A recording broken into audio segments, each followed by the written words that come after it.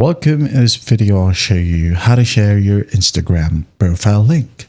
Right, if you found this video helpful, please leave a like and subscribe to the channel for more such tutorials. Now, first up, open up the Instagram app. Wait for it to load. Once it loads, go ahead over to your profile at the bottom right, tap on it, and at the top you have the share profile icon or option. Okay, so just go ahead and tap on it. And once done, just tap, and then this one unlocks. Here you have your QR code, share profile, and then finally copy a link. Okay. Since we are going to share our profile link, go ahead and tap on copy link. And then after that, go ahead and send this one to whoever you want.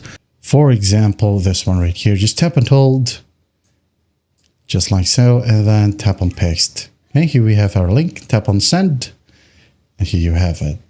That's how easy it is to share your Instagram profile or profile link. I hope this video helps, and I'll see you in the next one.